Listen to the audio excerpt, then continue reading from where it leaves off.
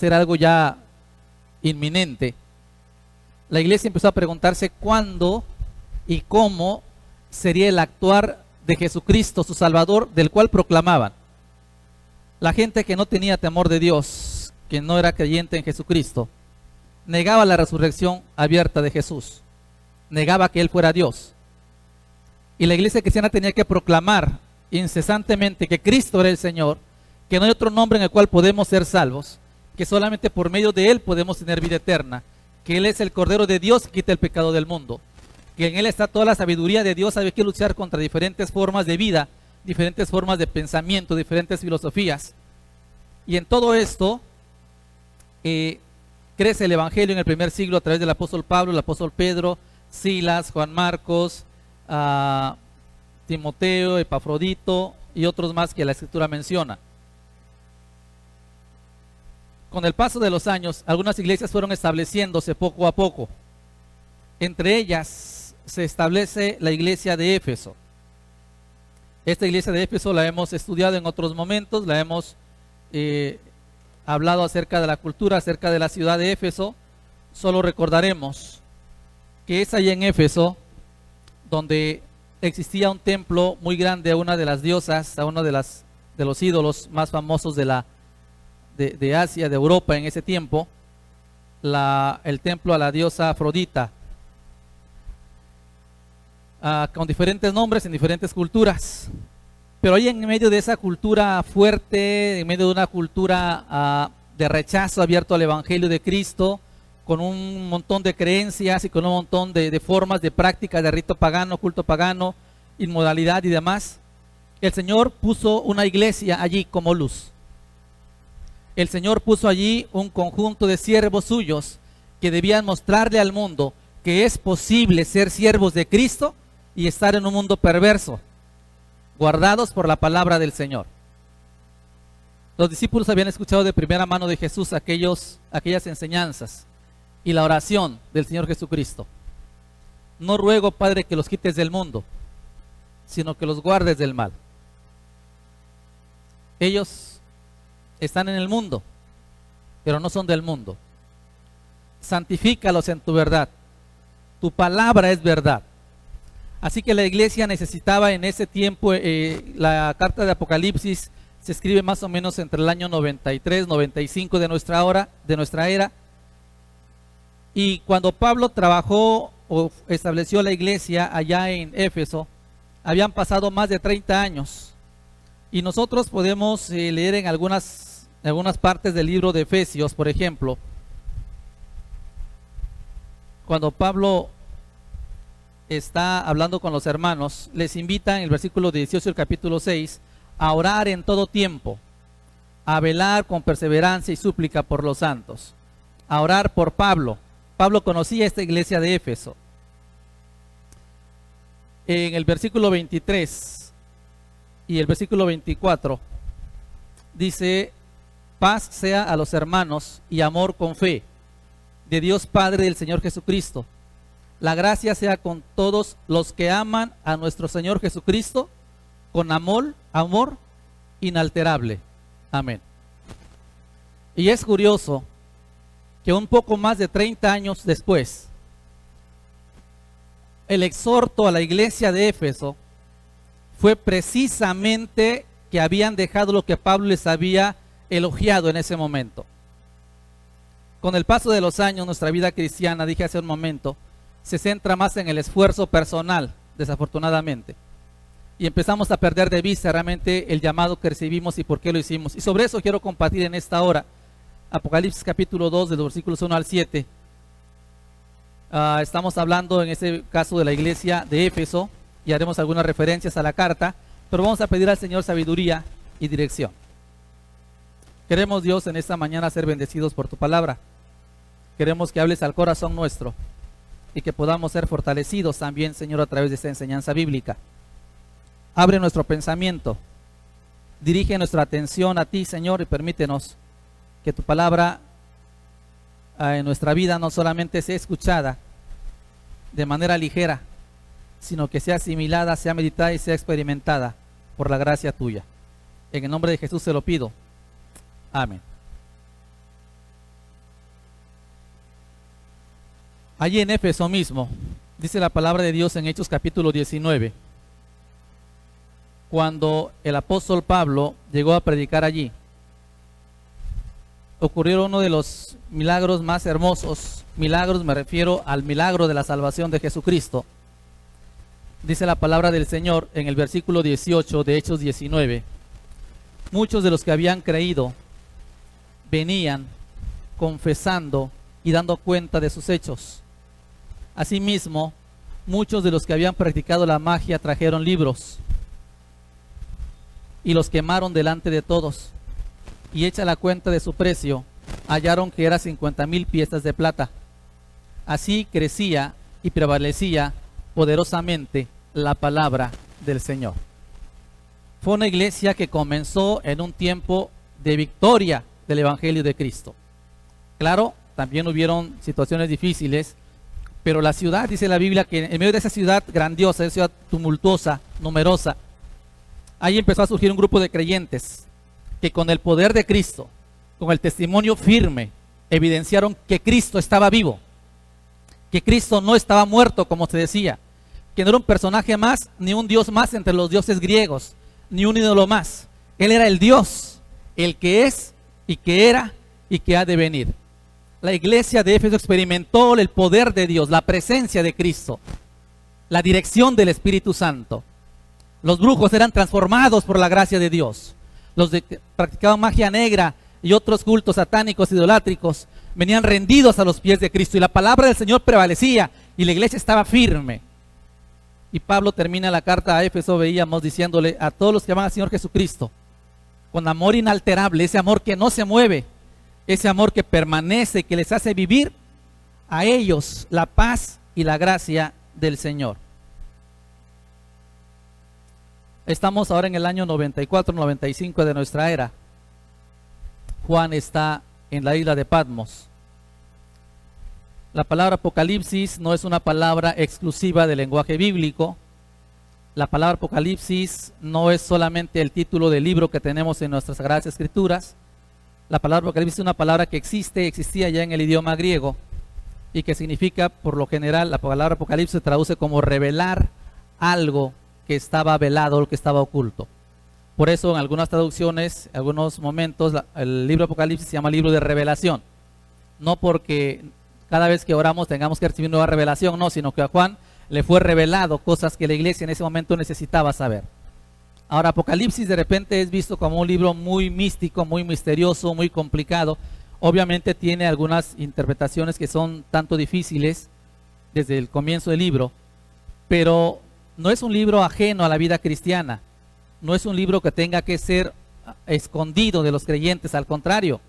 Esta carta se escribió cuando la iglesia necesitaba más que nunca la presencia, la confianza en Jesucristo y saber qué es lo que Dios iba a hacer en ellos.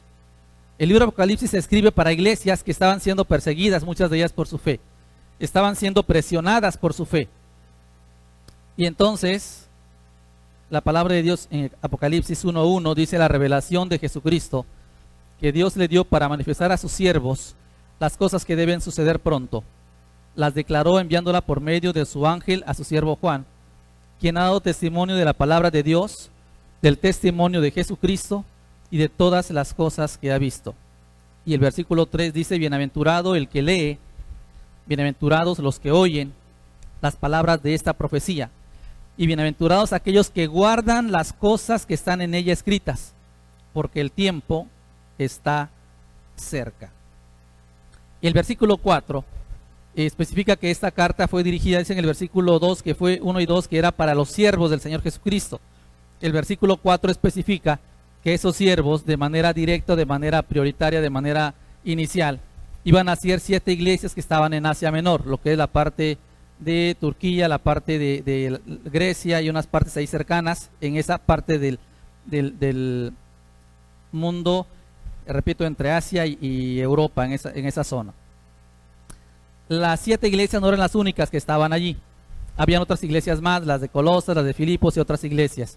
Por alguna razón el Señor quiso tomar estas 7 iglesias como iglesias, no modelo, tal vez no tipo, pero que sí en cierta manera representan los diferentes momentos en los cuales la iglesia atraviesa. no solo cada iglesia no es necesariamente un periodo específico de la historia cristiana, no.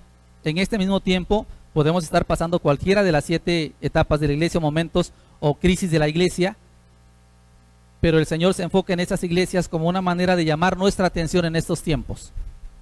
Recordemos, iglesias perseguidas en ese tiempo, iglesias con problemas doctrinales, con problemas de testimonio en ese tiempo, iglesias que empezaban a tener algunas otras enseñanzas fuera de Jesucristo en ese tiempo, y era necesario también que en medio de la desesperanza que empezaba a aparecer, hubiera una luz real, cierta, completamente válida, directamente del Señor Jesucristo.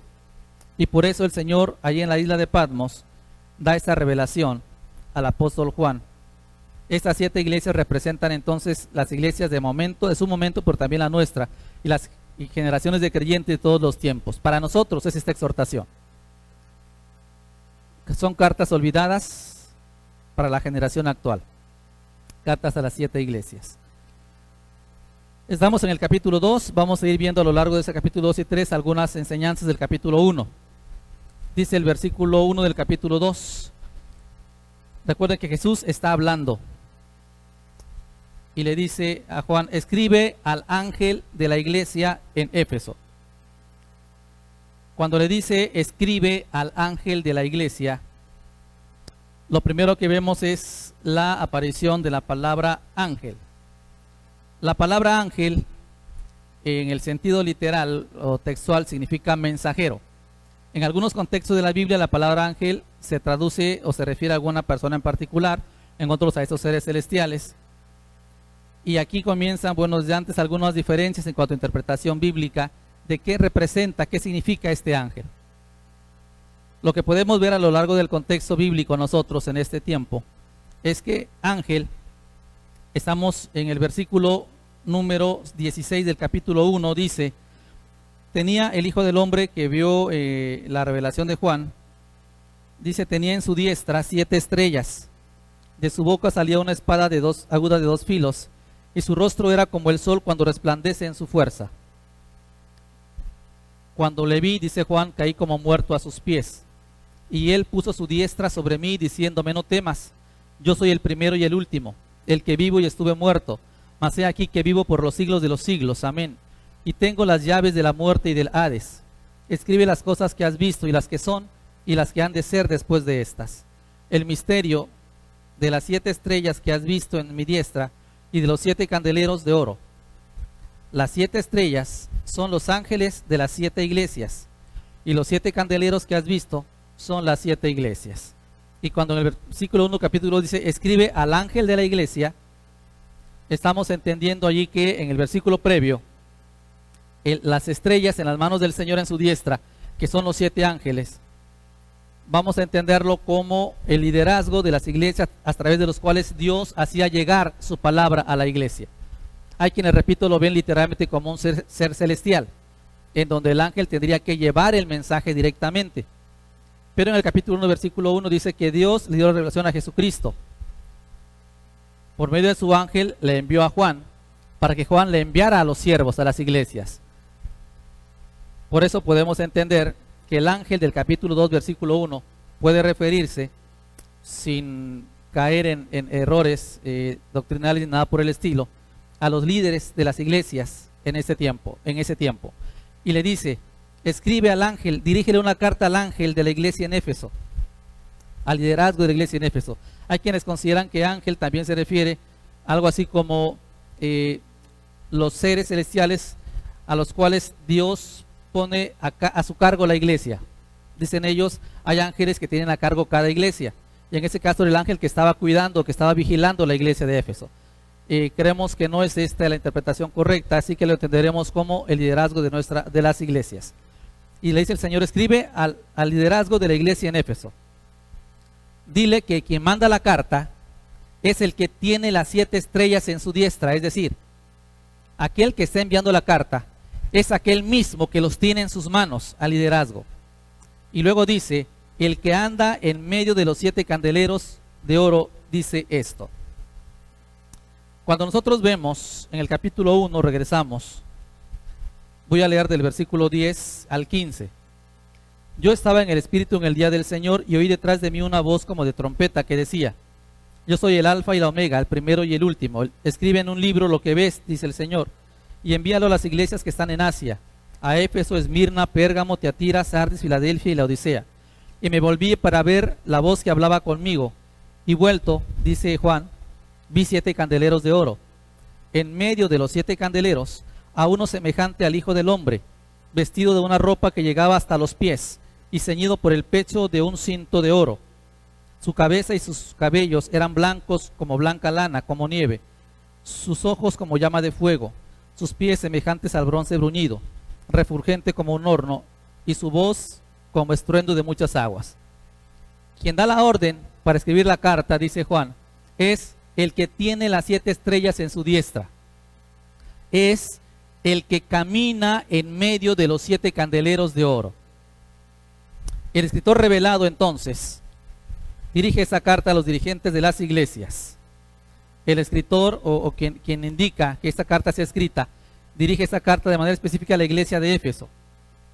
Las estrellas en la diestra del Señor representan la autoridad de Cristo en la iglesia, la soberanía de Cristo en la iglesia y el poder de Cristo que sostiene al liderazgo de la iglesia.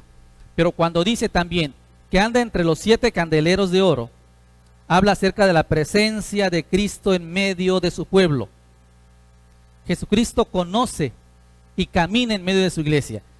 A veces cuando leía este pasaje hace años, que era yo un pequeñito, un niño adolescente, me imaginaba yo que estábamos todos en el templo, y como en la escuela me imaginaba yo que Jesucristo iba pasando así como entre las hileras de bancas, porque dice ahí que camina entre los 7 candeleros. Entonces yo me imaginaba y decía yo, ¿cómo sería que un día Cristo apareciera y empezara a caminar por las bancas y dijera: a ver, Ezequiel, yo te conozco a ti?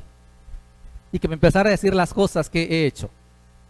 Tendría, no sé, unos 8 o 9 años tal vez, cuando yo tenía esto en mi mente. Pero la pregunta, hermano, que quiero hacerte ahorita: ¿estás consciente? Y estoy consciente que como miembros de la iglesia de Cristo, el Señor nos conoce a cada uno. ¿Sabes tú que el Señor camina entre nosotros, que habita en nosotros y que conoce las intenciones y los deseos del corazón? ¿Estás consciente que Cristo nos tiene en sus manos? ¿Estás consciente que le pertenecemos y realmente hemos sido salvos? Y por eso, a propósito del tema de hoy de la disciplina de la iglesia, no podemos estar viviendo en pecado. No podemos estar rebelándonos contra la santidad de Dios si sabemos que Él camina entre nosotros, habita entre nosotros, vive entre nosotros. Ayer compartíamos con los jóvenes en el congreso virtual que tienen algo acerca del liderazgo, y uno de los puntos que compartía yo el día de ayer es que muchas veces el liderazgo, en lugar de reflejar la imagen de Cristo y en lugar de cuidar el reflejo de Cristo hacia los demás, cuida su autoimagen.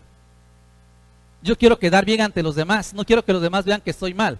No me interesa si en casa soy diferente, pero en la iglesia quiero que los demás tengan un concepto de mí. Pero el Señor dice: yo conozco y camino en medio de ustedes. El Señor habita en la iglesia, somos su pueblo. El Señor camina entre nosotros. Y no es posible, la primera enseñanza bíblica o las enseñanzas bíblicas de esta mañana, no podemos tener unas vidas que deshonren a Dios, primero, porque si realmente le pertenecemos al Señor, estamos en sus manos. Él camina entre nosotros, Él habita entre nosotros. La presencia de Cristo en medio de su pueblo. Y este versículo tenía que recordar a la iglesia de Éfeso que no estaba sola primero. Él está con la iglesia. Y había dicho: y ni las puertas del Hades prevalecerán contra ella. Pero así como está para bendecir a su iglesia, para guiar a su iglesia, está para corregir a su iglesia y señalarle cuáles son los errores en los cuales está cayendo.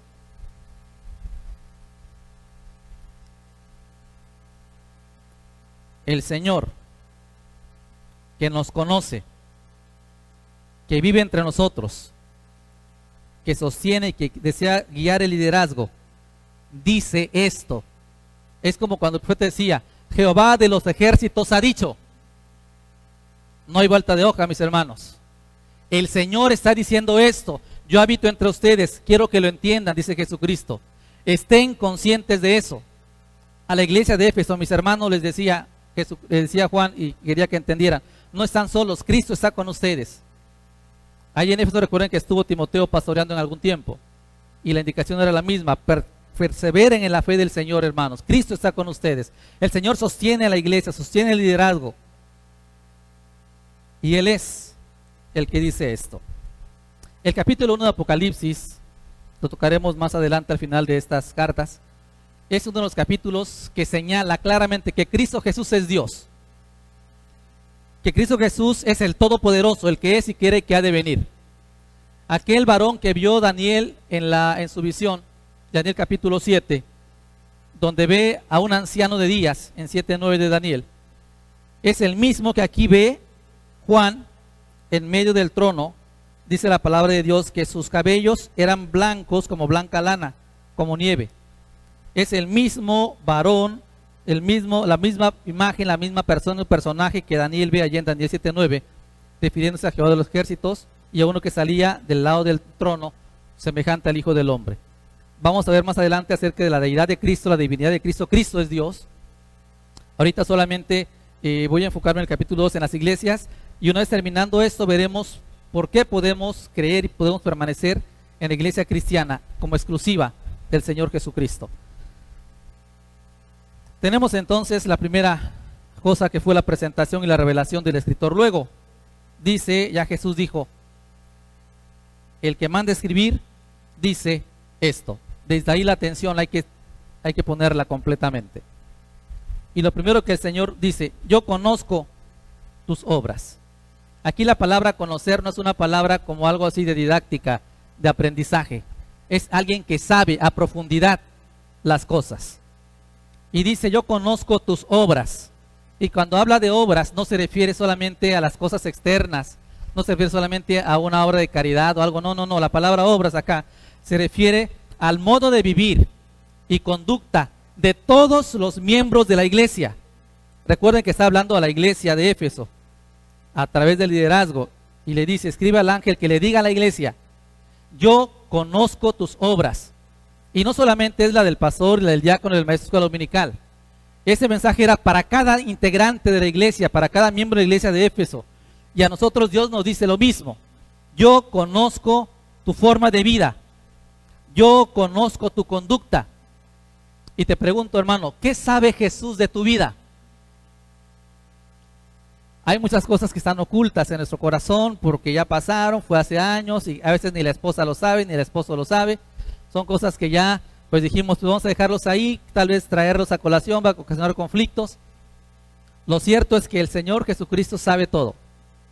A ver, pero no te preocupes más de la cuenta. Tu pecado ha sido perdonado, ¿verdad? Si creíste en Cristo. ¿Sabes qué pasó con tu pecado? Dice el Señor. Como hizo alejar el oriente del occidente, hizo alejar de nosotros nuestras rebeliones y pecados. Dice Miqueas que agarran sus pecados y lo echan en lo profundo de la mar y nunca más se acuerda de ellos. Pero cuando el Señor dice conozco tus obras, no habla solamente del pecado que ya terminó y que fue perdonado. Él habla de nuestra forma de vida actual. Dice también: conozco tu arduo trabajo. Y cuando aquí habla de la expresión arduo trabajo, se refiere a una dificultad intensa, algo que ha llevado al cansancio, casi al agotamiento. La iglesia de Éfeso había perseverado, había permanecido, había caminado junto de la mano del Señor. Y ya leímos que dice Pablo que tenían amor inalterable. Entonces el problema de Éfeso no era el trabajo, el problema de Éfeso no era el esfuerzo que tenían, el problema de Éfeso tampoco era la paciencia, la perseverancia. Dice el versículo 2: conozco tus obras, tu arduo trabajo, conozco tu paciencia. Y aquí la palabra paciencia significa no solamente estar sentado y ver qué va a ocurrir, sino significa estar consciente de que se soporta algo y se mantiene en un propósito, aun cuando las circunstancias parecen decirte abandónalo, aun cuando las presiones de alrededor parecieran decirnos ya deja tu fe, o a Éfeso decía ya olvídate de tu Señor. Ellos habían mostrado paciencia, perseverancia, y este soportar sin echarse para atrás. Pero también dice versículo 2, no puedes soportar a los malos. Has probado a los que se dicen ser apóstoles, no lo son, y los has hallado mentirosos. Esto nos habla de dos aspectos: el aspecto de la cuestión doctrinal y el aspecto de la cuestión de la vida de santidad en el Señor. La pureza doctrinal y la disciplina en la iglesia son dos elementos que tenemos que guardar hasta el día de hoy. Éfeso la había mantenido. Si leemos, si hemos estudiado el libro de Efesios, veremos que el propósito, el tema básico es el trabajo de la iglesia del Señor, el crecimiento de la iglesia. Se refiere a cómo la iglesia tiene que desarrollarse. Éfeso había experimentado el mover de Dios, la presencia de Dios, el uso de los dones, el crecimiento cristiano. Y el Señor Jesucristo, estas cosas que está mencionando, no las está haciendo menos, está elogiando, está reconociendo que son fortalezas de esta iglesia. No puedes soportar a los malos. Mantienes disciplina en la iglesia, mantienes pureza doctrinal, tienes conocimiento de la palabra, dice el versículo 2 después, a los que has probado, a los que se dicen ser apóstoles, no lo son, y los has hallado mentirosos. En este sentido también se refiere tanto a la unción supuestamente apostólica falsa, como a la enseñanza supuestamente apostólica que no era bíblica, que no era de Cristo. Entonces, ¿qué tenemos que hacer con la enseñanza del Señor siempre? Probarla. Juan dice, prueben los espíritus si son de Dios. Debemos tener discernimiento en la iglesia, conocimiento de la palabra, analizar la enseñanza, analizar los ministerios y ver dónde el Señor nos está diciendo esto no es bíblico, no es correcto, no es santo, no es sano. Y la iglesia actuar en consecuencia. Creo que el tema que estamos empezando a ver el día de hoy con nuestro hermano Iván, Escuela Dominical, va a ser muy interesante. Les invitamos a no perderse ninguno de los temas. No se trata de señalar a aquel que hizo el mal, aquel es el malo, y fíjense, todos ya lo conocen, él es el pecador. No se trata de eso. Somos un cuerpo de Cristo, y si somos del cuerpo, tenemos que caminar juntos, amarnos unos a otros, llevar unos las cargas de los otros, exhortarnos unos a otros, hasta que todos lleguemos a la unidad de la fe, al conocimiento del varón perfecto, a esta estatura, a la plenitud de Cristo. Y la disciplina en la iglesia se trata no de señalar, repito, a alguien en particular y dejarlo exhibido porque él es el pecador. No, es corregir el error, es restaurar la vida. Pero también si la persona persiste en pecar, ciertamente la iglesia habrá de aplicar la disciplina de la baja de la membresía, de la expulsión de la membresía, cuando esa persona persiste en su pecado, y pedir al Señor misericordia para que pueda, en su infinita soberanía, ser realmente salvo si es que no lo es. Esta iglesia de Éfeso era elogiada por su santidad, en este caso hablando acerca de la pureza de vida y pureza doctrinal, por su conocimiento bíblico. Y dice, y los has hallado mentirosos. Ha sido señalado el pecado a final de cuentas, no para exhibir, repito, a alguien o con un sentido de dañarle la imagen, sino de claramente a la luz de la palabra de Dios ver qué es lo correcto y qué es lo no correcto. Versículo 3. Has sufrido, has tenido paciencia y has trabajado arduamente, esas cosas que ha repetido anteriormente, por amor de mi nombre. Cuando dice por amor de mi nombre, la traducción más correcta debe ser por causa de mi nombre. La palabra amor aquí se sobreentiende en el sentido que hay una razón para hacerlo. Pero ¿por qué consideramos prudente el sentido de causa del nombre? Porque la reprensión es precisamente a causa de que ha perdido el primer amor. Entonces, entendamos aquí en este momento, versículo 3, la palabra amor como una razón para hacer algo, una causa para hacer algo. Has trabajado, has considerado mi presencia, sí. Observamos nosotros en el versículo siguiente, dice, pero tengo contra ti. El pero, como decimos en nuestro lenguaje coloquial, ya salieron aquí los peros. Nos hubiéramos quedado hasta el versículo 3 y la iglesia sería casi la iglesia modelo. Llegamos al 4 y el Señor dice, pero tengo contra ti que has dejado tu primer amor. Jesucristo no había dejado de ser el objeto del amor. Seguía siendo la razón por la cual hacían las cosas. ¿Cuál era el problema? Habían perdido el fervor, la motivación real de hacer las cosas. Tengo contra ti que has dejado tu primer amor. Ya decíamos en Efesios 6:24 que 30 años, un poquito más de 30 años atrás, el apóstol había expresado las palabras: la gracia sea con todos los que aman a nuestro Señor Jesucristo con amor inalterable. Ese amor que nadie lo movía hasta ese tiempo. Pero ahora la reprensión es que había cambiado, había alterado su amor hacia Cristo. Algunos escritores hacen una observación en ese sentido. No dice que perdió su primer amor, dice que dejó su primer amor. Y la observación que hacen es en el sentido de que perder significa, inclusive a veces de forma accidental, no saber dónde quedó.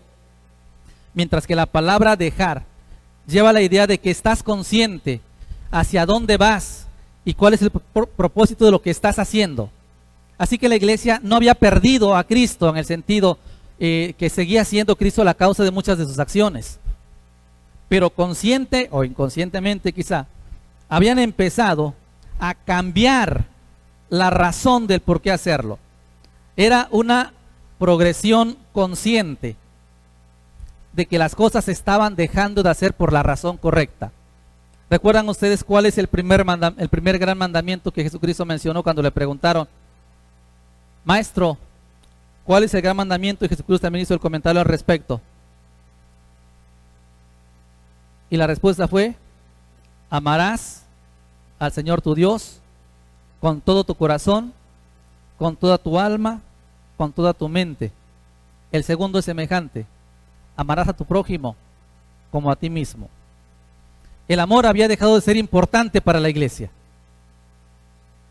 El trabajo sin amor es molesto, tanto para el que lo hace, para la iglesia y para Dios.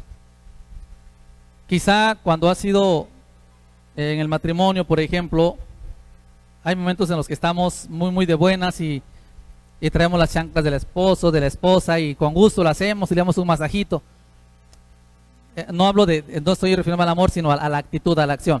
Y lo hacemos con gusto. Pero ¿qué pasa si de repente un día llegamos a la casa cansados y de repente la esposa está ocupada en otra cosa y le pedimos que nos sirva la comida en ese momento, viceversa, y se molesta con nosotros y nos dice: ahí está la comida, o agarra el agua si quieres? No lo está haciendo en un momento como rechazo para nosotros. Pero ¿qué estoy diciendo? Que la acción es molesta tanto para el que lo hace como para el que recibe esa acción. Y cuando hacemos cosas en la iglesia, en el evangelio, sin tener en cuenta que es para gloria de Dios, para edificación de la iglesia y para edificación y bendición nuestra, hacer las cosas sin amor es molesto, es tedioso, es una carga. Ya no se hace con aquel ánimo. Solo esperamos el tiempo en el que nos digan: ¿sabes qué, hermano? Pues ya no lo haces bien, mejor déjalo. Y es casi una escapatoria y vaya, esto es lo que yo estaba esperando. Ayer me preguntaban en la sesión en el tiempo de preguntas y respuestas, uno de ellos decía: hermano, en la iglesia donde estamos hay dos hermanos que pueden ser, uno es presidente. Dice, ese hermano presidente tiene aptitudes de presidente, pero no está trabajando en la iglesia. Y hay otro hermano que no tiene aptitudes de presidente, aparentemente no tiene actitudes, pero sirve en la iglesia. ¿Quién de los dos debería ser el presidente?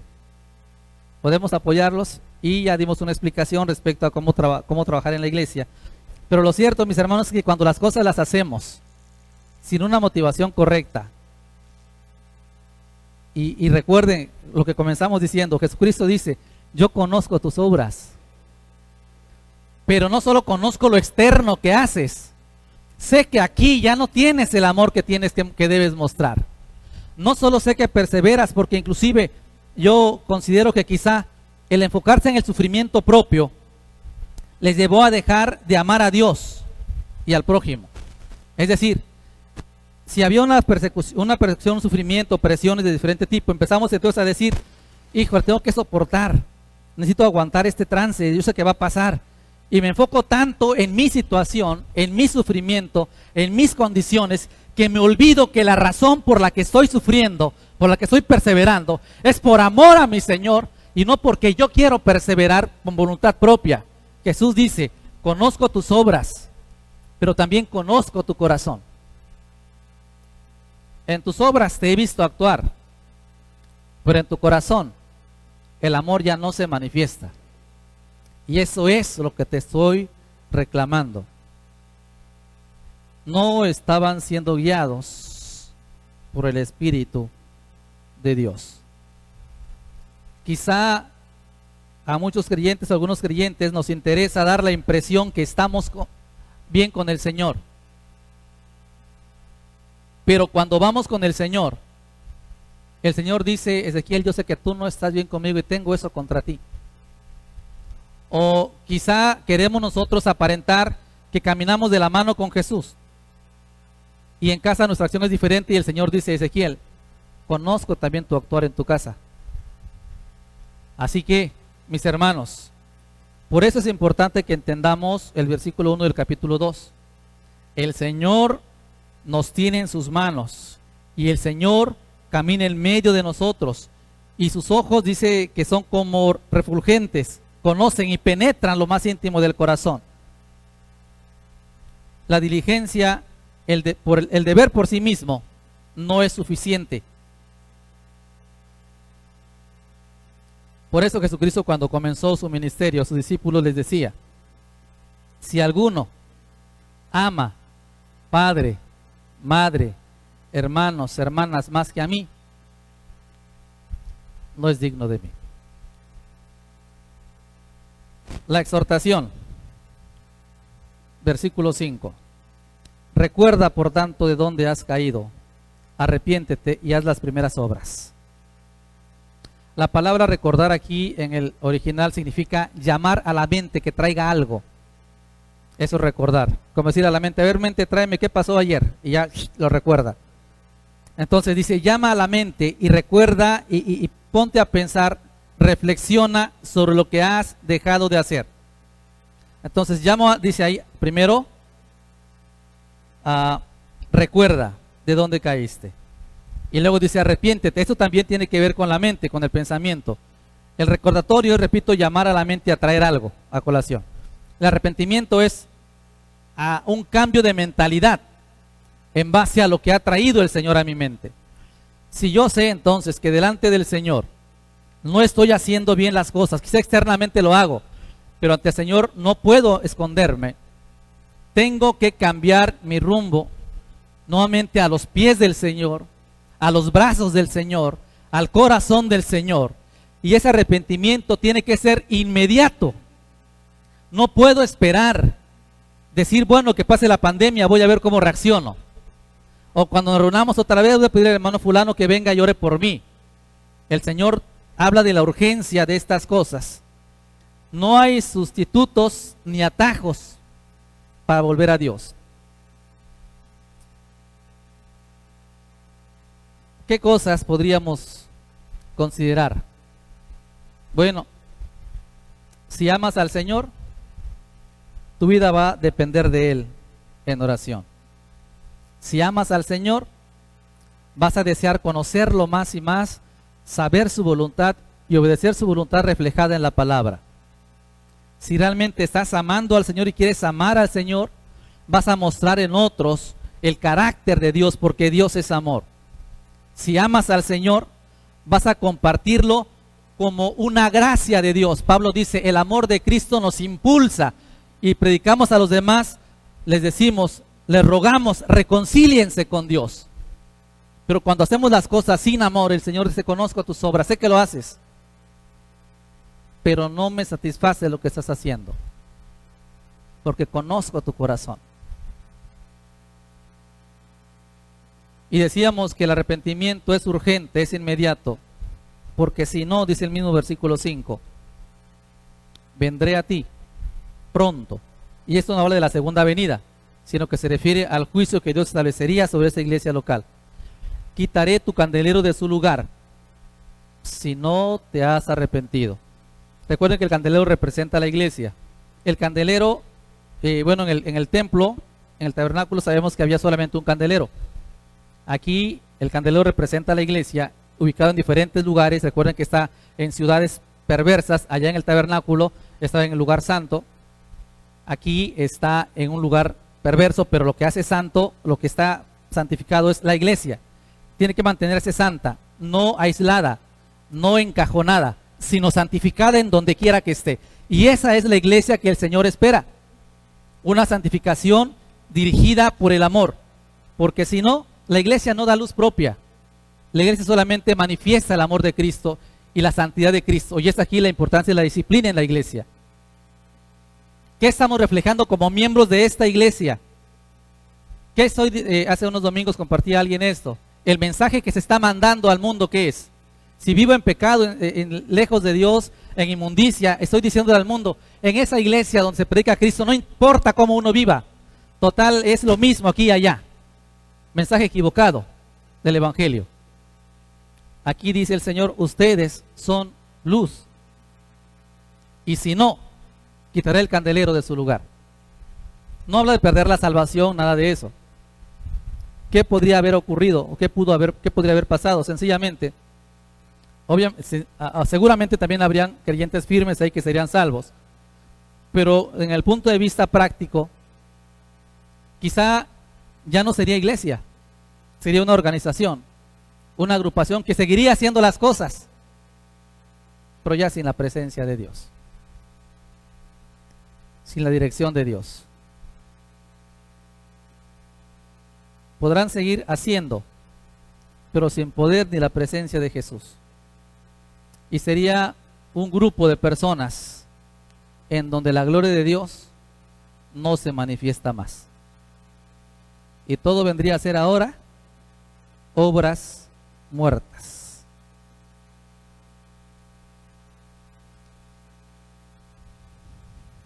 Versículo 6. Tienes esto, aborreces las obras de los nicolaitas. Un reconocimiento adicional. Los nicolaitas no se conoce mucho respecto a lo que se refiere más adelante.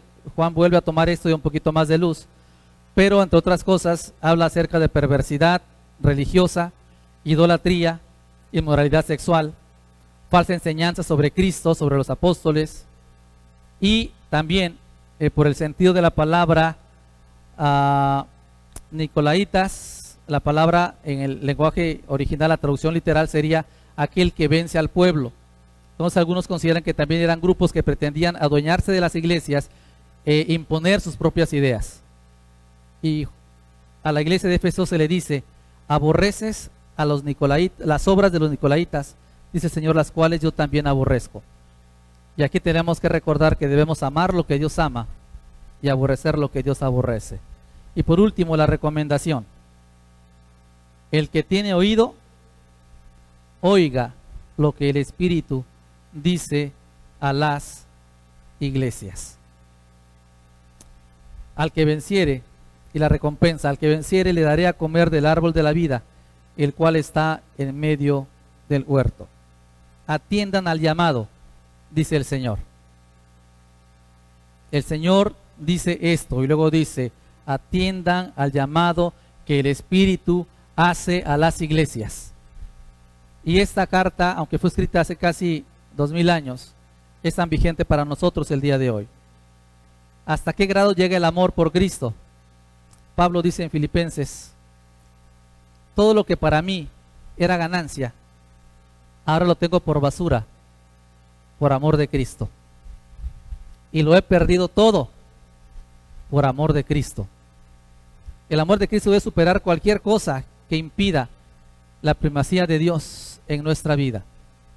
Y a esta iglesia el Señor le dice, atiendan la voz del Espíritu de Cristo. La Biblia nos enseña a no contristar al Espíritu Santo, no apagar al Espíritu Santo. Dios en su palabra una y otra vez nos va a exhortar y llamar a buscarle en santidad, en oración, en lectura, en comunión.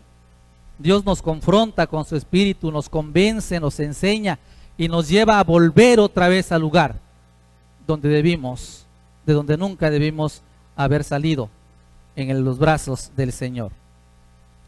La negligencia, la indiferencia y la pereza, mis hermanos, si tú dices, ¿habré perdido mi primer amor? Yo te pregunto, ¿has mostrado negligencia al buscar a Dios en oración, en la lectura de la palabra, en congregarte y en proclamar de otros? ¿Eres negligente en eso? Estás perdiendo tu primer amor, estás dejando tu primer amor. Eres indiferente ante lo que Dios está diciendo a tu vida, lo que pasa con los creyentes. Eres indiferente ante la lectura de la palabra, te da igual si oras sin horas. Has dejado tu primer amor. Te da pereza buscar al Señor en oración, has perdido el gozo de estar juntos, estás dejando tu primer amor.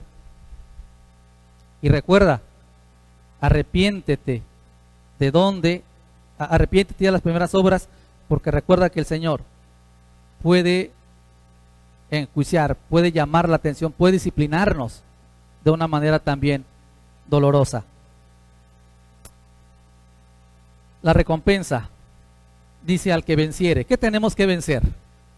Precisamente lo que comenté: el pecado, la frialdad del corazón, la indiferencia al llamado de Dios, la falta de amor, la pereza en disciplinas espirituales, aquello que desvía nuestra mirada del Señor. Eso tenemos que vencer. Esto es lo que reclamaba el Señor: y al que venciere, dice, le daré a comer del árbol de la vida. ¿Qué recibiremos? Primero que nada nos recuerda al Edén, el árbol de la vida del cual el Señor prohibió después que Adán pecó. Y aquí dice, le voy a dar del árbol de la vida eterna. Y nos habla acerca de una relación y comunión completa con el Señor que comienza desde ya. También el Señor dará gozo, consuelo y plenitud de Dios en medio de la aflicción. Recuerden que esta carta fue dirigida a una iglesia en aflicción. Y hoy nuestra iglesia necesita esa palabra de exhortación, de consuelo, diciendo: yo estoy con ustedes, y al que venciere y al que permanezca por la gracia del Señor, al que busque mi rostro, recibirá las promesas de Dios por hacer su voluntad. Así que, mis hermanos, desde hoy comencemos a disfrutar de los deleites del Señor en lugar de los deleites temporales del pecado. Si en casa alguno de ustedes, alguno de nosotros aquí mismo, entendemos que estamos dejando ese primer amor, repito, porque es algo consciente. Cuando tú dejas de leer la Biblia, no ocurrió por accidente. Intencionalmente, voluntariamente dejaste de hacerlo. Dijiste mañana, el viernes, después. Y el Señor, que conoce tus obras y que camina en medio de su pueblo, conoce la vida de cada uno de nosotros. Ninguno se escapa ante los ojos del Señor. Así que, mis amados, es tiempo de volver a nuestro Dios. Inmediatamente volvamos al Señor. Padre, gracias en esta mañana. En el nombre de Cristo te pido que nuestro corazón, Padre, en medio de lo que está pasando en esta circunstancia, en nuestros hogares, en la necesidad, pueda entender que no podemos postergar más, ese arrepentimiento, Señor, y esta búsqueda constante, permanente de tu rostro. Si alguno de nosotros inclusive parece estar llegando al agotamiento por lo que está haciendo y hemos dejado de hacerlo por amor, perdónanos, Señor. Lo que tú conozcas en nuestra vida que está ofendiéndote, perdónanos. Si en algún hogar hay cosas que están ocurriendo, que están dañando la imagen del cristianismo, de la pureza, si hay malas palabras, si hay rencor, si hay problemas, te pido, Señor, que allí te manifiestes. Si en la vida de mis hermanos, en la vida íntima, hay cosas que están deshonrando